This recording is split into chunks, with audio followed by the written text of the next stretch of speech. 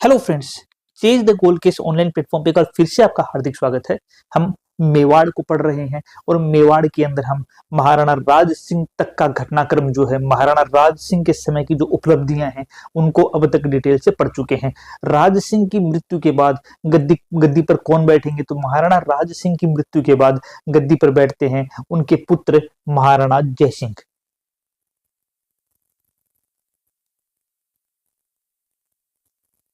महाराणा जयसिंह, ठीक है। राज सिंह की मृत्यु के बाद गद्दी पर कौन बैठते हैं? राज सिंह की मृत्यु के बाद महाराणा जय सिंह जो हैं वो महाराणा जय सिंह मेवाड़ की गद्दी को संभालते हैं, मेवाड़ की गद्दी पर बैठते हैं सन 1680 के अंदर।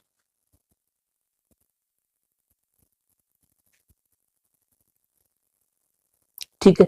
महाराणा जयसिंह जो है, इनका राज्याभिषेक जो है वो कुरजा गांव राजसमंद में होता है। राज्याभिषेक कहाँ होता है इनका?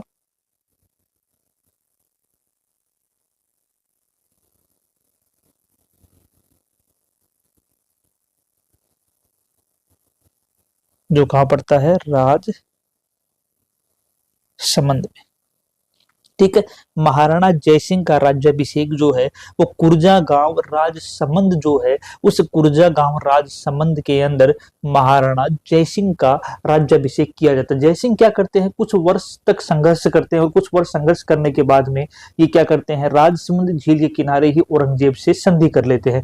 और इस संधि के तहत जयसिंह जो है वो क्या करते हैं, इस संधि के तहत जयसिंह जो है वो मेवाड़ जो मारवाड़ है, उस मारवाड़ के राजकुमार अजीत सिंह जो है उनकी सहायता न करना और जजिया कर जो है, उस जजिया कर के बदले ये मांडल और बदनौर के परगने जो है वो औरंगजेब को देना स्वीकार करते हैं। संधि जो है, उस संधि के तहत शर्तें क्या तय की गई? संधि के तहत कुछ शर्तें तय की गई। शर्त यह तय की गई कि पहली शर्त जो ये थी वो यह थी कि महाराणा जो अपने महाराणा जय सिंह हैं, ये महाराणा जय सिंह जो मारवाड़ है, उस मारवाड़ के अजीत सिंह को किसी भी प्रकार की कोई सहायता नहीं देंगे और जजिया कर माफ कर दिया जाएगा। लेकिन बदले के अंदर जो महाराणा जय सिंह है, उन महाराणा जय सिंह को मांडल और बदनौर के परगने जो हैं वो औरंगजेब को देने पड़ेंगे।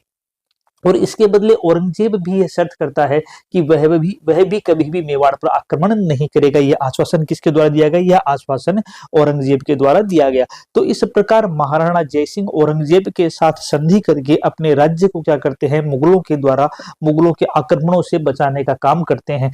महाराणा जयसिंह के द्वारा कुछ महत्वपूर्ण काम करे गए, जो महत्वपूर्ण है अपने भूगोल की दृष्टि से भी, और जो अपने भूगोल के अंदर यानी कि जो राजस्थान जियोग्राफी है उसके अंदर एक टॉपिक भी आता है।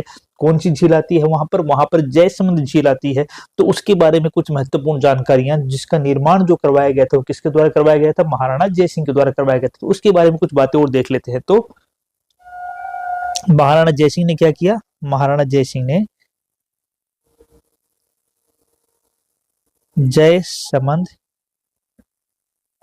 झील बनवाई। महाराणा जयसिंह के द्वारा क्या बनवाएगी? महाराणा जयसिंह के द्वारा जयसमंद झील जो है, उस जयसमंद झील का निर्माण करवाया गया। कैसे करवाया गया? कौन सी नदी? एक नदी थी गोमती नदी, उस गोमती नदी पर बांध बना करके, गोमती नदी पर बांध बनाकर। ठीक है। यह जो गोमती नदी है, इस गोमती नदी के अंदर कई नदियों का पानी गिरता था, जैसे झावरी है, रूपारेल है, आपकी बागर नदी है। इनका पानी क्या कहाँ गिरता था? इनका पानी जो है वो इस गोमती नदी पर गिरता था। इस गोमती यह जो जयसमंद झील है, इस जयसमंद झील का एक नाम ढेबर झील भी है, क्योंकि ढेबर दर्रे से निकलती है। इस कारण से इस झील को ढेबर झील के नाम से भी जाना जाता है। इसे क्या बोलते हैं? ढेबर झील भी कहा जाता है। ठीक है। क्या बोलते हैं इसको, इसको ढेबर झील जो है, उस ढेबर झील के नाम से भी इस जयसमंद झील को जाना जाता है। यह हमारी भारत की दूसरी और राजस्थान की सबसे बड़ी झील है। जो अगर पूछ लिया जाए कि भारत की तो दूसरी, भारत की दूसरी क्यों बोला, क्योंकि प्रथम कौन सी है, प्रथम गोविंद सागर झील है। और राजस्थान की सबसे बड़ी कृत्रिम झील क्यों बोला, राजस्थान की सबसे बड़ी कृत्रिम झील इसलिए बोला क्योंकि राजस्थान के अंदर पहली जयसमंद झील आ जाती है और दूसरी कौन सी आती है, दूसरी हमारी राजसमंद झील आती है। तो क्या कहेंगे इसे, राजस्थान की सबसे बड़ी कृत्रिम झील। ठीक है, कौन सी, जयसमंद झील। इस जयसमंद झील जो है, इस जयसमंद झील में क्या है, इस जयसमंद झील में टोटल 7 टापू हैं, टोटल 7 टापू हैं। भारत की दूसरी बोलेंगे, पहली कौन सी है, गोविंद सागर। इसमें टोटल कितने टापू हैं, इसमें टोटल 7 टापू हैं। इसमें से एक टापू जिसका नाम बाबा का मगरा है, बाबा का मगरा। इस बाबा के मगरा टापू पर एक होटल बना हुआ है जिसका नाम है आइसलैंड रिसोर्ट। ठीक है, इसमें एक टापू है जिसका नाम है बाबा का मगरा, और उस बाबा का मगरा टापू पर क्या बना हुआ है, एक होटल बना हुआ है आइसलैंड रिसोर्ट। ये बाबा का मगरा जो है वो सबसे बड़ा टापू है यहाँ का, 7 टापुओं में से सबसे बड़ा टापू। अगर सबसे बड़ा टापू बाबा का मगरा है तो सबसे छोटा टापू कौन सा होगा, सबसे छोटा टापू का नाम है प्यारी। सबसे छोटा टापू, सबसे छोटा टापू का नाम क्या बताया अभी हमने, प्यारी। तो ये किसकी बात आ गई, ये बात आ गई जयसमंद झील की। ये जो जयसमंद झील है, इस जयसमंद झील के पास ही पहाड़ी पर चित्रित हवा महल और रूठी रानी का महल भी है। तो इसके पास ही पहाड़ी पर क्या बना हुआ है, चित्रित हवा महल व रूठी रानी का महल, ये इसके पास ही पहाड़ी पर बने हुए हैं। तो ये महाराणा जयसिंह जो हैं, उन महाराणा जयसिंह के समय के अंदर कुछ इनके द्वारा करवाए गए महत्वपूर्ण काम हैं, और महाराणा जयसिंह के द्वारा औरंगजेब के साथ की गई संधि है जिसके बारे में हमने यहाँ पर आपसे बात कर ली। महाराणा जयसिंह जो है, इनका लगभग 18 साल का राज्यकाल रहता है, और सन 1698 ईस्वी के अंदर महाराणा जयसिंह जो है, उन महाराणा जयसिंह की मृत्यु हो जाती है।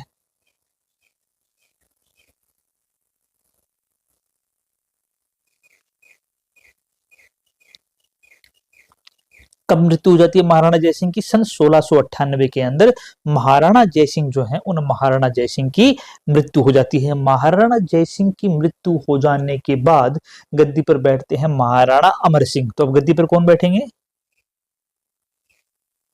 महाराणा अमर सिंह। इससे पहले हम अमर सिंह पढ़ चुके हैं, जो हमारे राणा प्रताप के पुत्र थे, तो वो प्रथम अमर सिंह थे, इसलिए इनको क्या बोल देंगे, महाराणा अमर सिंह द्वितीय। तो अब गद्दी पर कौन बैठते हैं, अब गद्दी पर बैठते हैं महाराणा अमर सिंह, यानी कि अमर सिंह द्वितीय जो हैं वो महाराणा जयसिंह की मृत्यु के बाद में मेवाड़ के शासक बनते। कब बनेंगे, सन 1698 के अंदर।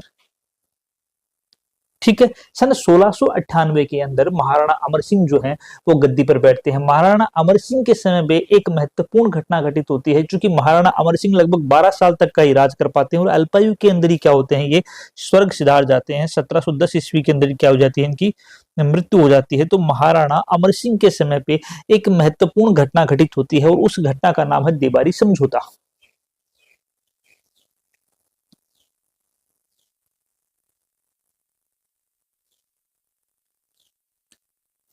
देबारी समझौता इनके समय घटित होता है या इनके समय पे किया गया समझौता कौन सा है? देबारी समझौता महाराणा अमर सिंह के समय में किया गया समझौता है। क्या बोलता है देबारी समझौता? देबारी समझौता ये बोलता है कि जब महाराणा अमर सिंह गद्दी पर बैठे हुए हैं तो उस महाराणा अमर सिंह के गद्दी पर बैठे होने के दौरान एक घटनाक्रम क्या घटा? घटनाक्रम ये घटा कि इधर जैसे मान लो आप मेवाड़, ठीक है, मेवाड़ में गद्दी पर कौन है? अमर सिंह सेकंड, ठीक है। इधर आपका आ जाएगा आमेर, आमेर में गद्दी पर बैठे हुए हैं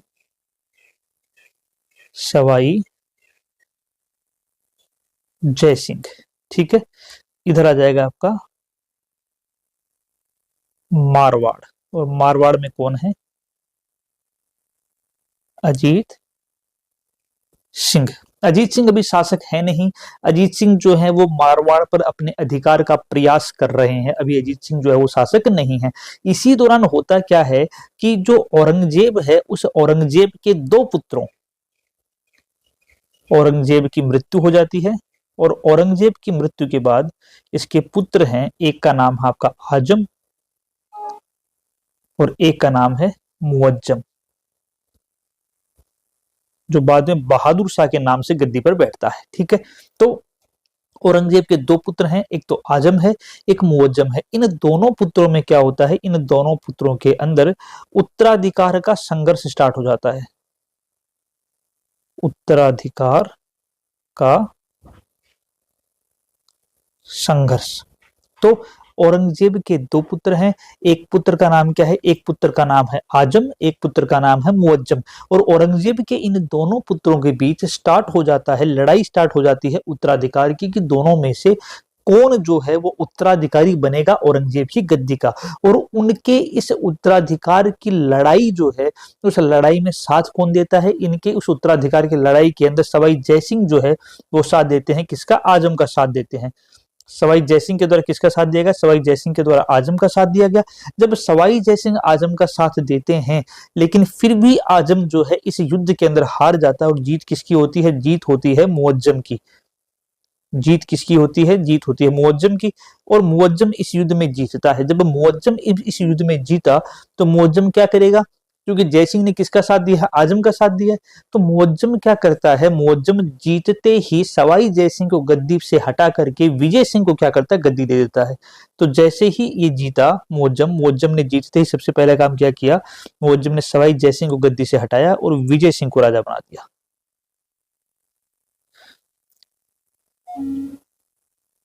विजय सिंह को राजा बना देता है। अब क्या सवाई जयसिंह के पास राजकाज है? नहीं है। अजीत सिंह क्या राजा है? नहीं है। एकमात्र राजा कौन है यहाँ पर? अमर सिंह द्वितीय। तो उस कंडीशन में क्या होता है? इस कंडीशन के अंदर अमर सिंह द्वितीय, सवाई जयसिंह और अजीत सिंह, इन तीनों के बीच में एक समझौता होता है और उस समझौते को कहा गया देबारी समझौता। किन किन के बीच में हो रहा है? सवाई जयसिंह के बीच में, अजीत सिंह के बीच में और अमर सिंह द्वितीय के बीच में एक समझौता होता है। और वह समझौता क्या है? उस समझौते को कहा जाता है देबारी समझौता। यह देबारी समझौता क्या है? यह देबारी समझौते के अनुसार यह तय किया गया कि अमर सिंह द्वितीय जो हैं वो अमर सिंह द्वितीय सहायता करेंगे जयसिंह को उसके वापस आमेर का शासन दिलवाने में और अजीत सिंह को मारवाड़ का शासन दिलवाने में। देबारी समझौते की शर्तें क्या थी? देबारी समझौता यह था कि अमर सिंह द्वितीय जो कि मेवाड़ के महाराणा हैं, ये अमर सिंह द्वितीय सहायता करेंगे सवाई जयसिंह को आमेर का शासन दिलवाने में और अजीत सिंह को मारवाड़ का शासन दिलवाने में। ठीक है, ये कौन सहायता करेगा? ये सहायता करेंगे अमर सिंह द्वितीय। बदले के अंदर क्या करना होगा? बदले के अंदर अमर सिंह क्या करते हैं? अपनी पुत्री चंद्र कुंवर जो है उसका विवाह जयसिंह के साथ कर देते हैं। बदले में अमर सिंह क्या करते हैं? बदले में अमर सिंह ये चाहते हैं कि अमर सिंह की एक पुत्री थी जिसका नाम था चंद्र कुंवर। तो अमर सिंह क्या करते हैं? अमर सिंह अपनी पुत्री चंद्र कुंवर का विवाह किसके साथ कर देते हैं? चंद्र कुंवर का विवाह सवाई जयसिंह के साथ कर देते हैं, इस शर्त के अनुसार कि सवाई जयसिंह और चंद्र कुंवर का जो पुत्र होगा वही आमेर का उत्तराधिकारी होगा। कि सवाई जयसिंह और अमर सिंह का जो पुत्र होगा वो क्या होगा, वही आमेर का उत्तराधिकारी होगा। तो देवारी शर्त के अनुसार महाराणा अमर सिंह, सवाई जयसिंह और अजीत सिंह के बीच एक समझौता है, जो समझौता इस बात पर टिका हुआ है कि अमर सिंह द्वितीय अपनी पुत्री का विवाह चंद्र कुंवर का विवाह सवाई जयसिंह के साथ करेगा और उनका जो पुत्र होगा वही उत्तराधिकारी होगा। अगर यह बात सवाई जयसिंह स्वीकार कर लेते हैं तो महाराणा अमर सिंह द्वितीय जो है वो आमेर का शासन दिलवाने में सवाई जयसिंह की और मारवाड़ का शासन दिलवाने में अजीत सिंह जो है उस अजीत सिंह की मदद करेंगे। और ये सारी की सारी समझौतों की शर्त मान लेने के बाद अमर सिंह क्या करते हैं, अमर सिंह विजय सिंह को गद्दी से हटवा देते हैं। विजय सिंह जो है उसको जयगढ़ की विजयगढ़ी जेल में डाल दिया जाता है तथा आमेर पर पुनः सवाई जय सिंह का अधिकार हो जाता है और मारवाड़ पर अजीत सिंह का अधिकार हो जाता है। मुअज्जम जो है इन तीनों की त्रिगुण शक्ति को देखते हुए क्या कर लेता है, इस बात को मान लेता है और वह भी आमेर का शासक किसको मान लेता है, वह भी आमेर का शासक सवाई जय सिंह को मान लेता है। हमने आपको पहले ही बताया कि मुअज्जम जब गद्दी पर बैठता है तो अपना नाम किस नाम से गद्दी पर बैठता है, बहादुर शाह फर्स्ट के नाम से गद्दी पर बैठता है। तो यह जो समझौता यहाँ पर हुआ, इस समझौते को क्या बोलते हैं, इस समझौते को हम क्या नाम देते हैं, इसी समझौते को हम नाम देते हैं देबारी समझौता। अच्छा, एक महत्वपूर्ण घटना मैं यहाँ पर छोड़ गया बताना आपको कि जब मुअज्जम जीत जाता है आजम के विरुद्ध युद्ध को, तो मुअज्जम सवाई जयसिंह को गद्दी से हटा करके उसके भाई विजय सिंह को गद्दी पर बैठा देता है और वह जयपुर का नाम बदल करके, आमेर रियासत का नाम बदल कर क्या कर देता है, आमेर का नाम बदलकर मोमिनाबाद कर देता है। तो मुअज्जम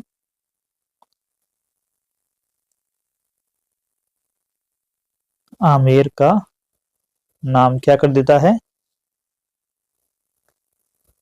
मोमिनाबाद। तो ये किसकी बात हुई, ये बात होगी देवारी समझौते की। फिर हम जान ही चुके हैं कि अल्पायु के अंदर 1710 ईस्वी में किसकी मृत्यु हो जाती है, 1710 ईस्वी के अंदर मृत्यु हो जाती है हमारे महाराणा अमर सिंह द्वितीय की। तो उनके बाद में उनका पुत्र संग्राम सिंह द्वितीय जो है वो गद्दी पर बैठता है।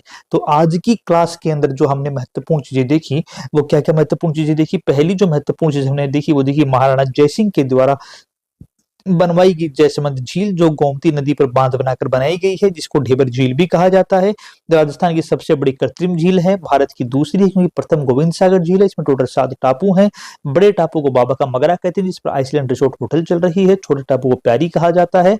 और यह जो जयसमंद झील है, इसके पास ही चित्रित हवा महल और रूठी रानी का महल भी बना हुआ है। दूसरी बात हमने क्या बताई कि जयसिंह की मृत्यु के बाद में गद्दी पर बैठते हैं महाराणा अमर सिंह। अमर सिंह के टाइम पे एक महत्वपूर्ण समझौता होता है जिसका नाम है देबारी समझौता। क्योंकि अमर सिंह जो है ये भी अल्पायु के अंदर ही मृत्यु को प्राप्त कर जाते हैं, उस देबारी समझौते की शर्त के अनुसार महाराणा अमर सिंह, सवाई जय सिंह और अजीत सिंह तीनों के बीच में ये देबारी समझौता होता है, जिसके अनुसार अमर सिंह अपने पुत्री का विवाह चंद्र कुंवर, जो उसकी पुत्री का नाम है, उसका विवाह करता है किसके साथ, उसका विवाह करता है सवाई जयसिंह के साथ। और इन दोनों का पुत्र ही उत्तराधिकारी बनेगा आमेर का, यह संधि की शर्तें थी। जब मुअज्जम युद्ध में जीतता है तो वह आमेर का नाम बदलकर क्या कर देता है, वह आमेर का नाम आमेर शासक से आमेर से बदल करके मोमिनाबाद कर देता है। ये हमारी आज की क्लास का सार था जो एग्जाम के लिए इंपॉर्टेंट है। आज हम इतना ही डिस्कस करेंगे, बाकी हम डिस्कस करेंगे अपनी अगली क्लास में। तब तक के लिए जय हिंद दोस्तों।